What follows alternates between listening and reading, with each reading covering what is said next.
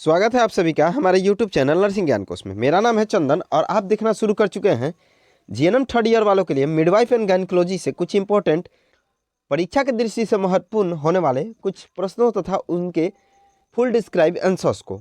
आशा करते हैं इन सभी क्वेश्चन से आप लोग को बहुत ज़्यादा लाभ मिलेगा। अगर आपको वीडियो पसंद आता है तो हमारे चैनल को जरूर सब्सक्राइब कीजिए, साथ ही वीडियो को लाइक तथा अपने दोस्तों में भी जरूर शेयर कीजिए। चलिए बढ़ते हैं आज के पहले क्वेश्चन की तरफ।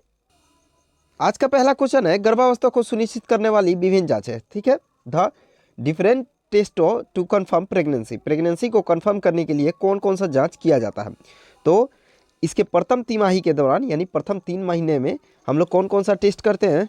तो पहला एग्लूटिनेशन इनहिबिटेशन टेस्ट यानी AIT, दूसरा डायरेक्ट एग्लूटिनेशन टेस्ट जिसे DAT बोलते हैं, साथ ही 2 साइड सैंडविच यूमिनो जिसे कार्ड टेस्ट बोला जाता है, साथ ही रेडियो यूमिनोएसे और अल्ट्रासोनोग्राफी ये प्रथम तिमाही में किए जाने वाले परीक्षण होते हैं। ठीक है, या टेस्ट होते हैं जो है agglutination inhibition test, direct agglutination test और 2 साइड सैंडविच यूमिनोएसे, साथ ही रेडियो यूमिनोएसे और अल्ट्रासोनोग्राफी ये 5 तरह का जांच प्रथम तिमाही में किया जाता है। जिसमें एग्लूटिनेशन इनहिबिटेशन टेस्ट जो होता है उसमें महिला के मूत्र की 1 बूंद HCG एंटीबॉडी युक्त विलयन में मिलाई जाती है। इस घोल की HCG युक्त लेटेक्स कणों के साथ क्रिया करवाई जाती है। यदि कोई एग्लूटिनेशन या एंटीजन एंटीबॉडी क्रिया देखने को नहीं मिलती है तो इसका मतलब महिला के मूत्र में HCG एंटीजन उपस्थित है, वह महिला गर्भवती है। इसके विपरीत यदि महिला के मूत्र में HCG एंटीजन अनुपस्थित होता है तो उसे HCG एंटीबॉडी के साथ मिलाने के पश्चात इस घोल को CG लेटेक्स कणों के साथ क्रिया करवाने पर एग्लूटिनेशन देखने को मिलता है, अर्थात महिला जो है गर्भवती नहीं है। ठीक है, जब हम लोग महिला के मूत्र की 1 बूंद HCG एंटीबॉडी युक्त विलयन में मिलाते हैं तब कोई क्रिया नहीं होती है, यानी एग्लूटिनेशन की जो क्रिया है अगर नहीं होती है तब महिला जो है प्रेग्नेंट है। और एग्लूटिनेशन की क्रिया हो जाती है तो उस स्थिति में महिला जो है गर्भवती नहीं होती है। तो ये होता है एग्लूटिनेशन इनहिबिटेशन टेस्ट। ठीक, दूसरा है डायरेक्ट एग्लूटिनेशन टेस्ट जिसे हम लोग DAT बोलते हैं।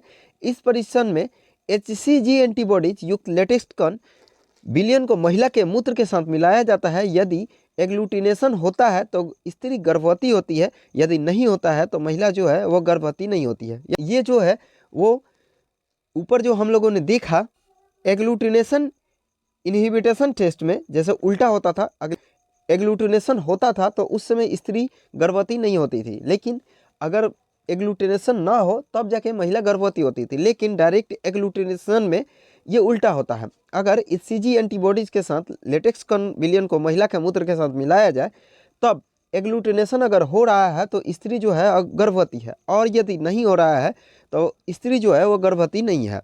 ठीक है, तो ये होता है डायरेक्ट एग्लूटिनेशन टेस्ट जिसमें महिला के मूत्र को HCG एंटीबॉडीज के लेटेक्स कण में मिलाया जाता है।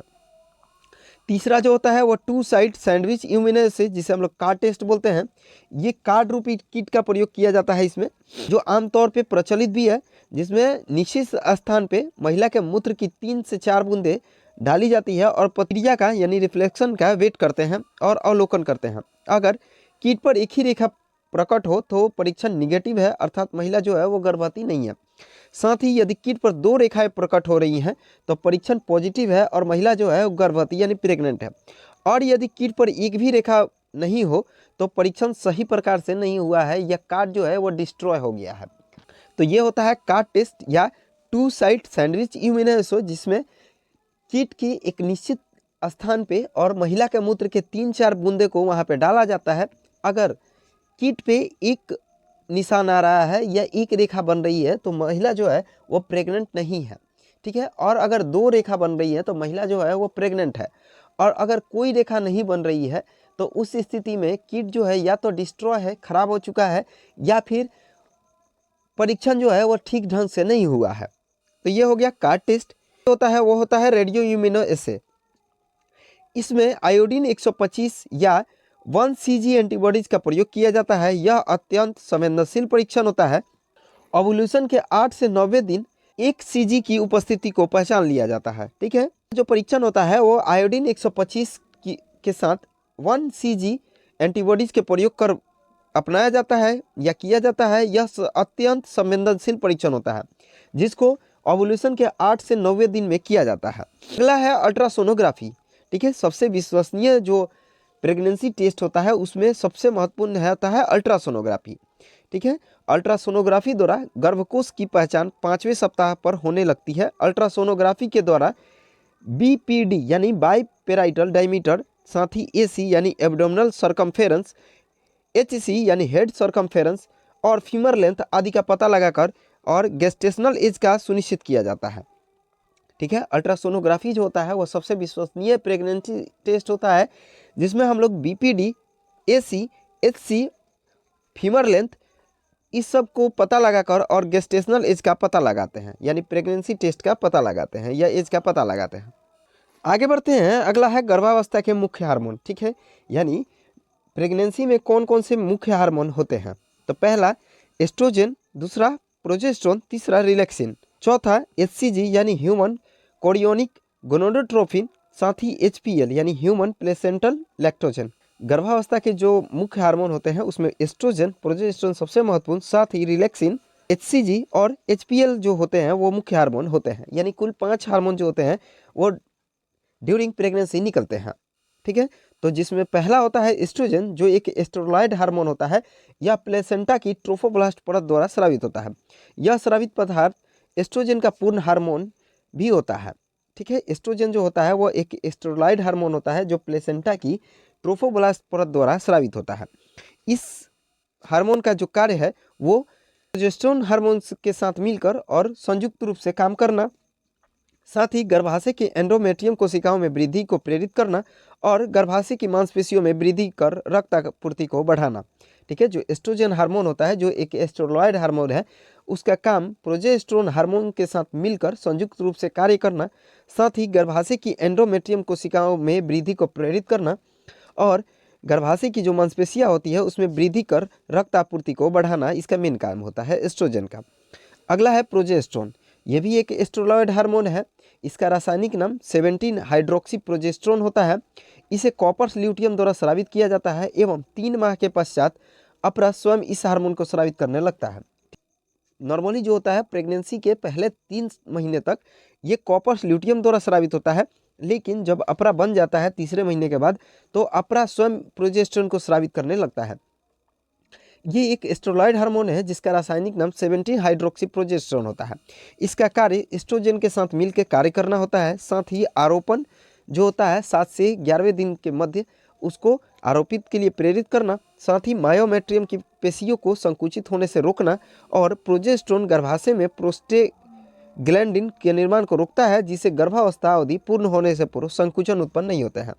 ठीक है, जो प्रोजेस्टेरोन होता है वो एस्ट्रोजन के साथ मिलके और संयुक्त रूप से कार्य करता है, जैसे कि मैंने एस्ट्रोजन के भी कार्य में ये बात बताया था। अगला है आरोपण को प्रेरित करना। ठीक है, जब निषेचन हो जाता है तो फैलोपियन ट्यूब से आरोपित होता है गर्भाशय में 7 से 11वें दिन। ठीक है, तो उसको आरोपित के लिए प्रेरित करना।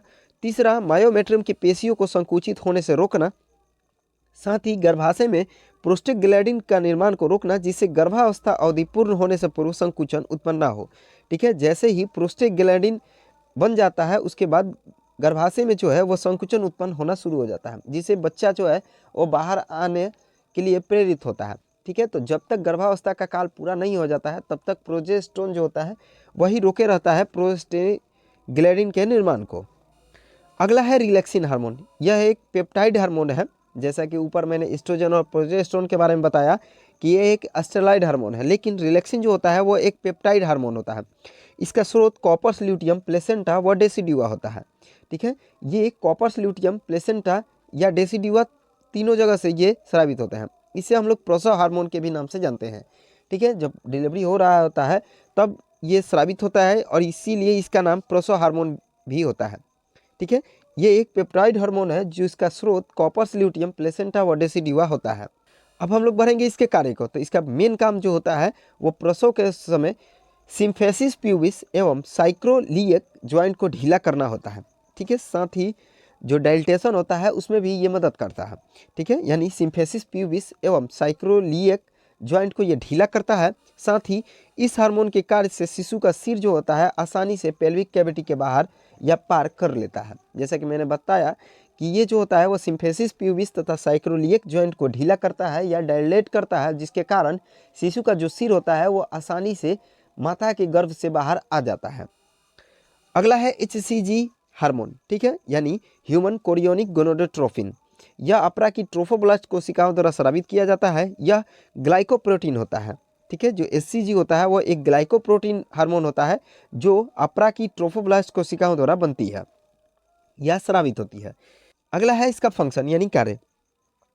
तो यह कॉर्पस ल्यूटियम को प्रोजेस्टेरोन हार्मोन स्रावित करने हेतु प्रेरित करती है, ठीक है। जो HCG हार्मोन होता है, ह्यूमन कोरियोनिक गोनोडोट्रोफिन हार्मोन जो होता है वो कॉर्पस ल्यूटियम को प्रोजेस्टेरोन हार्मोन स्रावित करने के लिए प्रेरित करता है।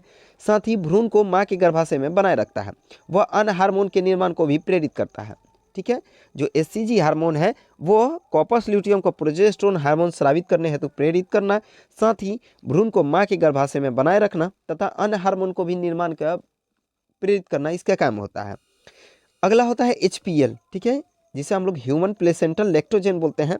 यह एक प्रोटीन हार्मोन होता है। यह अपरा की ट्रोफोब्लास्ट कोशिकाओं द्वारा स्रावित होता है, ठीक है। HPL जो हार्मोन है, ह्यूमन प्लेसेंटल लैक्टोजेन, यह एक प्रोटीन हार्मोन होता है जो अपरा की ट्रोफोब्लास्ट कोशिकाओं द्वारा स्रावित होता है। इसका कार्य भ्रूण को ग्लूकोज की आपूर्ति बढ़ाना, साथ ही प्रोटीन एवं वसा के विखंडन को बढ़ाता है। वह ग्लूकोज निर्माण को प्रेरित करता है, जिससे ऊर्जा की प्राप्ति होती है। HPL जो हार्मोन होता है वो एक प्रोटीन हार्मोन होता है जो अपरा की ट्रोफोब्लास्ट कोशिकाओं द्वारा स्रावित होता है। साथ ही इसका कार्य जो है वो भ्रूण को ग्लूकोज की आपूर्ति बढ़ाना और प्रोटीन तथा वसा के विखंडन को बढ़ाता है ताकि ग्लूकोज का निर्माण हो सके। आशा करते हैं वीडियो पसंद आया होगा।